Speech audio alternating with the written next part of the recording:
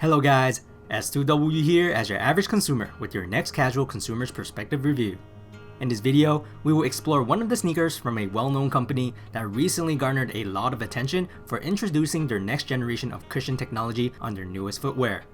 Entering the market for a comfortable cushioned ride with energy return that other athletic brands are making a push as well, today I have the Under Armour HOVR HOVR Phantom here for a review.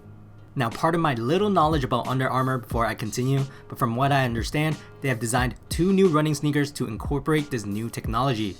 One is named as the HOVR Sonic, which is strictly a low-cut performance shoe for distance runners, while the one I have here today is a mid-cut running version for those who want a plush ride.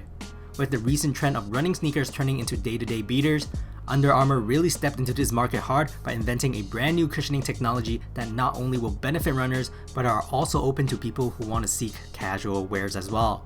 It's a technology, as they explained, in hopes to lift us up with the most perfect combination of cushioning and responsiveness.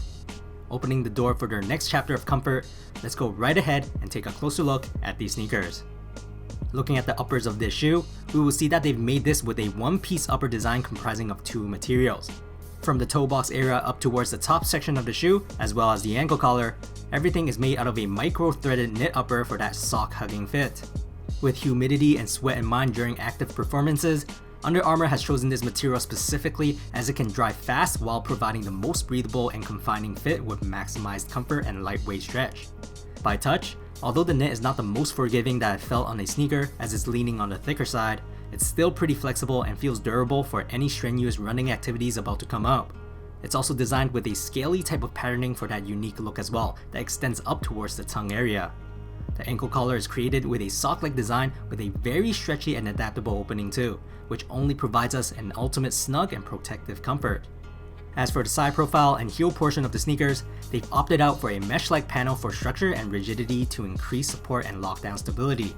The side panels feature a unique 3D molded design that adds a layer of depth to the shoes visually, but most importantly, it's also decorated with multiple laser perforated holes on the material to provide us the best ventilation as possible. This is seen on both sides of the side paneling, so they are making sure our feet is getting cooled tremendously. Now, because the upper does comprise of a one-piece design, there is no separable tongue seen here, but there is a tongue pull at the top to help us yank the elastic collar up to open more easily. Furthermore, the shoes do come with some flat red dotted laces that goes through the eye stays attached on the side of the mesh panels. At the back of the sneakers, we will see an external rubber heel counter that will keep our feet contained within the shoe and prevent our feet from slipping off the back, overall further increasing the stability and support of the sneakers. We will also see the Under Armour logo in red on this colorway on the lateral side of this heel counter. Inside the sneakers, the shoes do not come with a removable insole, but this insole, or what they named it as the Speed Form 2.0, feels very squishy by touch. It's almost like memory foam, but in my opinion, it feels more like those gel-like insoles that offers liquidy and mushy sensations. From what I understand, it's not really even an insole, as the original Speed Form is really just the bottom piece of a one-piece upper mold that includes the upper materials, shoe lining, and the insole. This Speed Form 2.0 just sits on top of the midsole, a new setup that not only allows runners to sit nearly directly on the HOVR cushioning in the midsole, but also feel the gel-like padding on the footbed. Also, all of the mesh panels seen externally is padded gently internally as well to further increase comfort.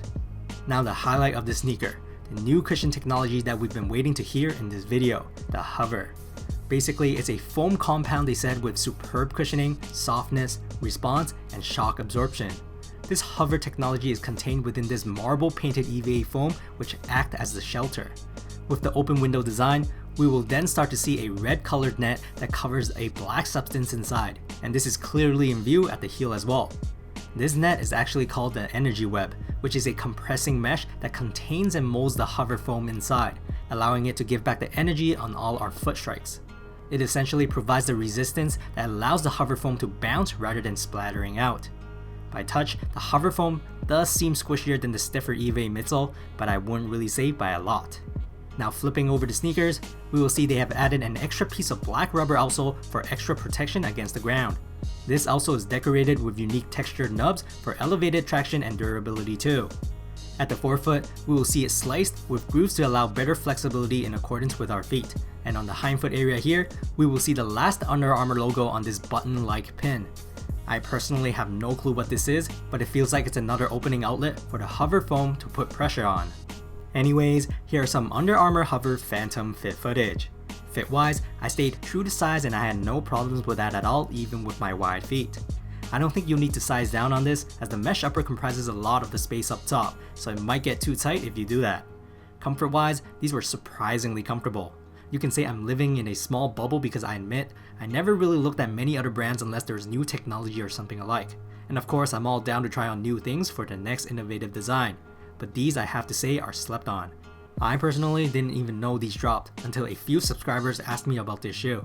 But this just tells me that brands like Under Armour do try to invent and strive for the next greatest thing, especially since comfort is what everyone is craving for as of late. One thing I did feel irritating was the angle of the sock collar though. It strangely didn't happen on my right foot, but on my left, it was noticeably rubbing at the front of my ankle, so take note of that if you wear low ankle socks often. But is this cushioning game changing though? I personally don't think it reaches that point yet.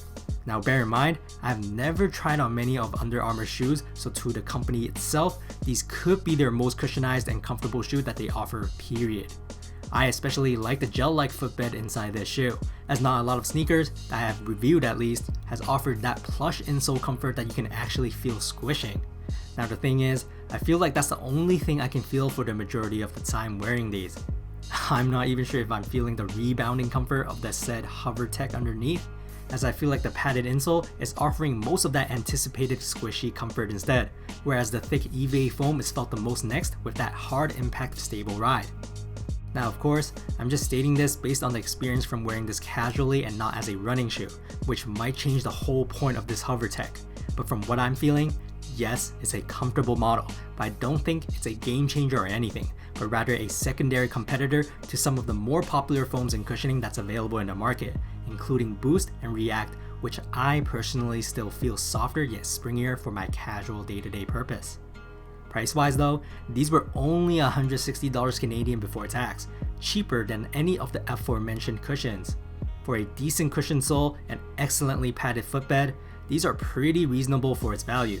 The shape is really modern looking as well, and overall, I think it's a very good competitor in the realm for a breathable, lightweight, springy comfort, and most importantly, cheaper pricing. As always, throw me some likes if you like this video, and let me know in the comments if you will at least try on a pair of these HOVR Phantom. Hear this. Sometimes, even though when the sole is not that bouncy, but just by simply having an insole with padded zones, it just elevates the comfort that much more, and that's being offered on this shoe. That's it for today. S2W signing off.